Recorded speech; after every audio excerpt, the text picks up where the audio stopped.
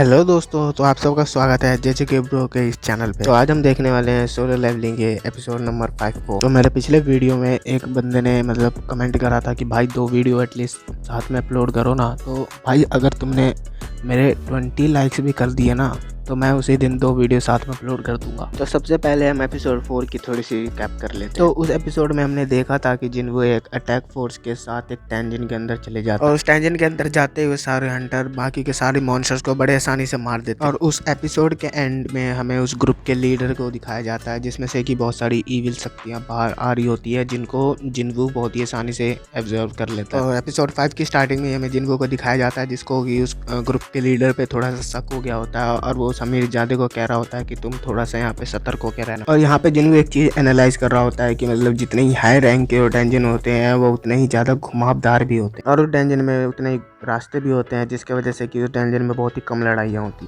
मगर जिन्वो को वहाँ पे उन सभी लोगों पे शक होने लग जाता है कि उसे बस डेंजन के अंदर सामान उठाने के लिए क्यों इतने सारे पैसे दिए जा रहे हैं। तभी जिन्वो और बाकी ग्रुप के मेंबर्स वो बॉस के रूम तक पहुँच गए होते हैं जहाँ पर वो बहुत ज़्यादा ही माना क्रिस्टल्स को देखते हैं और जिनकी कीमत बहुत ही ज़्यादा होती है। उन सभी माना क्रिस्टल्स को मिलाकर बेचने से उन सब की कीमत 1 करोड़ से ऊपर ही होगी और वो सब वहाँ पे खुश हो रहे होते हैं कि उन सबको यहाँ पे 10 लाख येन मिलने वाले हैं। तभी वहाँ पे वो अमीर ज़्यादा जिन्वो से उसका कॉन्ट्रैक्ट पेपर मांगता है और उसे पढ़ने लगता है जिसमें लिखा होता है कि जिन्वो को कोई भी माना क्रिस्टल नहीं दिया जाए। तभी वो अमीर ज़्यादा ग्रुप के लीडर से कहता है ये तो गलत बात है, जिन्वो को भी माना क्रिस्टल मिलनी चाहिए। तो ग्रुप का लीडर कहता है कि अच्छा ठीक है, मैं माना क्रिस्टल्स के 10 हिस्से कर दूंगा और जिन्वो को भी इसमें से हिस्सा मिल जाएगा। भी ग्रुप का लीडर पीछे मुड़ता है और कहता है कि तुमने चंद पैसों के लिए मुझे अंडर एस्टिमेट किया, तुमने चंद पैसों के लिए अमेरिका जैसे बड़े देश को ज्वाइन कर लिया। तो अब मैं तुम्हें दिखाऊंगा कि मैं कितना ज्यादा ताकतवर बन चुका हूँ और उसके अलावा मैं कितना ज्यादा अमीर भी बन चुका हूँ। सारी बातें वो अपने छोटे भाई को कह रहा होता है जो कि एक एस रैंक का हंटर होता है। तो इन सभी बातों के बारे में हमें आगे के एपिसोड में पता चलेगा। मैं अभी कोई भी स्पॉइलर नहीं दूंगा, ठीक है ना। अभी उसकी नज़र टेंजन के बॉस के ऊपर पड़ती है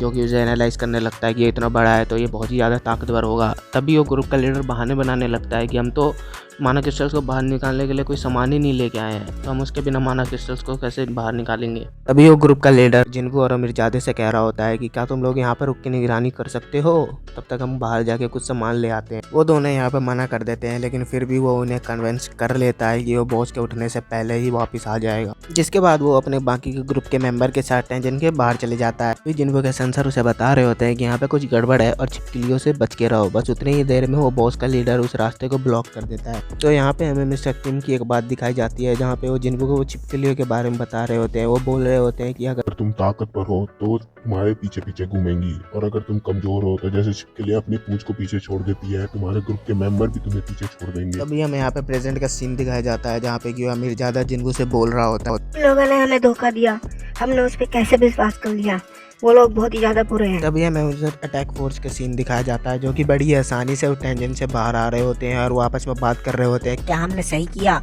हमें उन लोगों को वहीं पे मार देना चाहिए था, उन्हें ऐसे नहीं छोड़ना चाहिए था। तभी वो लीडर बोल रहा होता है कि नहीं, हमने बिल्कुल सही किया। जैसे ही और बॉस उठेगा वो उन दोनों को मार कर खाकर दोबारा सो जाएगा और जब वो सो जाएगा तो हम वहाँ से चुपचाप जाके माना क्रिस्टल लेके वापस आ जाएंगे। तभी उस अटैक फोर्स के लीडर बाकी के मेंबर से पूछ रहा होता है कि क्या तुम में से कोई अगर उस टेंजन के अंदर बंद हो जाता तो क्या तुम में से कोई उस मॉन्स्टर को मार पाता। नहीं, हम लोग इसे नहीं मार पाता। मैं भी वहाँ पर होता तो मैं भी उसका कुछ नहीं उखाड़ पाता। तभी हमें जिन्वो का सीन दिखाया जाता है जो कि उस अमीरजादे से कह रहा होता है कि हमें इस मॉन्स्टर पे अटैक करना होगा क्योंकि ये मॉन्स्टर जाग चुका है और अगर हमने इस पे अटैक नहीं किया तो ये हम लोगों को मार देगा। तभी वो अमीरजादा कहता है क्या हम उस मॉन्स्टर से नहीं लड़ सकते हैं? जरा देखो उसकी तरफ, वो कितना बड़ा और ताकतवर है। अगर हम उससे लड़े तो हम जरूर मारे जाएंगे। इसके बजाय हमें यहाँ से बाहर निकलने का रास्ता ढूंढना चाहिए। तभी जिन्वो उस अमीरजादे से बोलता है मैं इस मॉन्स्टर को अकेले मार दूंगा। अब मैं इतना ताकतवर तो हो ही चुका हूँ कि मैं इसके जैसे मॉन्स्टर को अकेले मार सकता हूँ।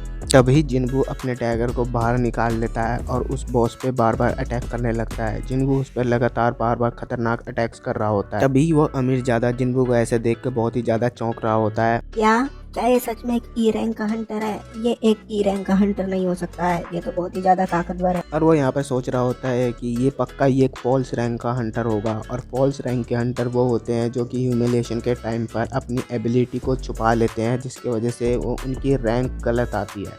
अभी हमें जिन्वो दिखाया जाता है कि जो स्ट्रेटेजी बना रहा है कैसे उस बॉस को हराएं। वो बार बार बॉस पर लगातार अटैक कर रहा होता है लेकिन अभी तक उसने उसे कुछ खास नुकसान नहीं पहुंचाया है। अब जिन्वू धीरे धीरे थकने लगा है और हमें यहाँ पे दिखाया जाता है कि जिन्वू ने 2-3 बार मुंह की भी खाई थी। उसके बाद हमें जिन्वू दिखाया जाता है जो कि ये डिसाइड करता है कि अब वो फैंग की एबिलिटी को यूज करके अटैक करेगा, जो कि थी पैरालिसिस और ब्लड लॉस। वो एबिलिटी को चालू करने के बाद स्पाइडर पर अटैक करता है, लेकिन स्पाइडर के सेंसर्स उसे बचा ले रहे थे। तब जिन्वू डिसाइड करता है कि वह स्पाइडर के कमजोर हिस्से पर अटैक करेगा और जिन्वू को यहाँ पे समझ में आ जाता है कि स्पाइडर की सबसे कमजोर जगह एक ही चीज है, वो है उसकी आंखें, और वो डिसाइड करता है कि अब वो सिर्फ उसकी आंखों पर ही अटैक करेगा। जिसके बाद जिन्वू अपनी स्पीड की एबिलिटी को बढ़ा रहा होता है, जिसकी वजह से उसकी 30% स्पीड भी बढ़ गई है और अब वो अपनी फुल स्पीड के साथ उसकी आंखों पर अटैक करने के लिए जा ही रहा होता है। स्पाइडर एसिड उगल देता है और जिन्वू वहाँ से पीछे हट जाता है। स्पाइडर मॉन्स्टर का एसिड बहुत ही ज्यादा खतरनाक था। वो एसिड जमीन पे गिरते ही वहाँ पे एक गड्ढा कर देता है। जिन्वू फिर से स्पाइडर पर अटैक कर रहा होता है, मगर स्पाइडर के अटैक से जिन्वू बहुत ही ज्यादा घायल हो गया है। तभी वह स्पाइडर जिन्वू पर फाइनल अटैक करने वाला होता है और जिन्वू वहाँ से बिल्कुल भी हिल नहीं पा रहा था। तभी जिन्वू को अपने बुरे दिन याद आते हैं और वो उठ के स्पाइडर पर अटैक करने लगता है और वो बड़ी तेजी से स्पाइडर की आंखों पर अटैक करके उसे मार के गिरा देता है। तभी यहाँ पे वो अमीरजादा सोच रहा होता है, पक्का एक फॉल्स रैंकर है और ये बहुत ही ज्यादा खतरनाक बंदा है। इसने अकेले इतने बड़े बॉस को मार गिराया। अब मैं यहाँ से कैसे बच के बाहर निकलूं? अभी जिन्वू उस अमीरजादे के पास जाता है और वो अमीरजादा उसके नौकर जैसा बिहेव कर रहा होता है ताकि वो उसे जिंदा छोड़ दे। और यहाँ पे जिन्वू सोच रहा होता है कि ये क्या फालतू की हरकतें कर रहा है, मैंने इसकी जान बचाई है और ये क्या कर रहा है। तभी वहाँ पर अटैक फोर्स के ग्रुप के मेंबर आ जाते हैं। तभी वो लोग देखते हैं कि जिन्वू और वो अमीरजादा अभी तक जिंदा है और उन लोगों को लग रहा होता है कि इस अमीरजादे ने ही उस बॉस को मार गिराया है। तभी उस अटैक फोर्स का लीडर सोचता है कि चलो इस अमीरजादे को हम छोड़ देंगे और इसकी वजह से हमें कुछ खास नुकसान भी नहीं होगा और हमें इस अमीरजादे और जिन्वू को ही आपस में लड़वा देंगे। तो सारे लोग मिलके अमीरजादे को एक ऑफर देते हैं कि अगर अमीरजादे ने जिन्वू को मार दिया तो वो लोग अमीरजादे को जिंदा छोड़ देंगे। तभी जिन्वू अंदर ही अंदर ये सोच रहा होता है कि उसे फिर से धोखा मिलने वाला है और वो अपनी किस्मत को कोसने लगता है, मगर लेकिन वो अमीरजादा लॉयल निकलता है और वो जिन्वू के सामने जाकर खड़ा हो जाता है। वहाँ पे उस ग्रुप का लीडर गुस्से में आ जाता है और वो उससे कहता है कि जैसे तुमने मेरे ऑर्डर को मना कर दिया। तभी वो लोग डिसाइड करते हैं कि वो जिन्वू को मार देंगे और उस अमीरजादे के पापा से खूब सारे पैसे हटेंगे क्योंकि वो बहुत ही ज़्यादा अमीर होता है। तभी यहाँ पे जिन्वू का सिस्टम उसे वार्निंग दे रहा होता है, एनिमी खतरा खतरा, सबको मार दो। जिन्वू का सिस्टम उसे कह रहा था कि तुम जल्दी सबको मार दो नहीं तो तुम खुद ही मारे जाओगे। यहाँ पे जिन्वू उन सभी नोटिफिकेशंस को पढ़ लेता है कि उसका सिस्टम उसे 8 लोगों का मर्डर करने को कह रहा है, मगर यहाँ पे जिन्वू के पास सिर्फ 2 ही रास्ते थे, या तो उन सभी लोगों को मार दे या फिर वो सभी लोग मिलके जिन्वू को मार देंगे। जिन्वू यहाँ पे डिसाइड करता है अब मैं इन लोगों को मार दूंगा। इन लोगों ने बहुत से लोगों को धोखा दिया है और इन लोगों ने हमें भी तो धोखा ही दिया था। फिर जिन्वू अपने डैगर को फिर से बाहर निकाल कर उन सब की तरफ आगे बढ़ने लगता है। तो उन ग्रुप के मेंबर में से एक मेंबर आके जिन्वू पर अटैक करने की कोशिश करता है। तभी जिन्वू एक झटके में उसके गले को अलग कर देता है। ये सब देख के वो लोग बहुत ही ज़्यादा शॉक हो गए होते हैं, मगर जिन्वू अब उनमें से किसी को भी नहीं छोड़ने वाला है। और तभी उन ग्रुप के मेंबर में से 2 मेंबर आके फिर से जिन्वू पर अटैक करने की कोशिश करते हैं, लेकिन जिन्वू फिर से उन दोनों को मार देता है और ऐसे ही जिन्वू उन सभी ग्रुप के मेंबर्स को एक एक करके मारने लगता है। जिन्वू बड़ी तेज़ी से उन सभी लोगों को मार रहा था। जिन्वू पलक झपकते ही उन सभी लोगों को बहुत बुरी तरीके से मार देता है। ये सब देख के ग्रुप का लीडर बहुत ही ज़्यादा गुस्से में आ जाता है और वो जिन्वू को गाली देने लगता है और कहता है कि मैं अब तुझे बिल्कुल भी नहीं छोड़ूंगा, मैं तुझे मार डालूंगा। वो अपनी पूरी पावर के साथ जिन्वू पर अटैक करने की कोशिश करता है, मगर जिन्वू उसके मुंडी को पकड़ के नीचे ज़मीन में पटक देता है और वो ज़मीन पे पड़े पड़े ये सोच रहा होता है कि ये कौन है, आखिर ये इतना ताकतवर कैसे हो सकता है, और वो बहुत ही ज़्यादा डर चुका होता है। और अब वो जिन्वू से भीख मांग रहा होता है कि मुझे जिंदा छोड़ दो, मुझे मत मारो, मैं तुमको बहुत ज्यादा पैसे दूंगा। तभी जिन्वू उससे बोलता है तुमने मुझे यहाँ पे 3 बार मारने की कोशिश की है और जब तुम मुझे नहीं मार पाए तो तुम यहाँ पे मुझसे भीख मांग रहे हो कि मैं तुम्हें जिंदा छोड़ दूँ।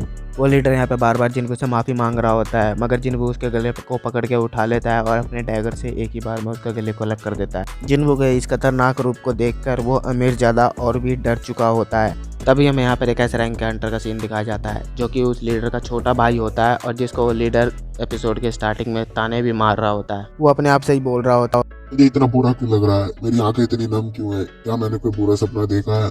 तो नेक्स्ट एपिसोड के लिए कमेंट जरूर करना और अगर वीडियो अच्छी लगे तो लाइक और सब्सक्राइब भी कर देना। और अगर तुम्हें सोलो लेवलिंग के अलावा भी कोई और एनीमे देखनी है तो उसके बारे में भी तुम कमेंट कर देना।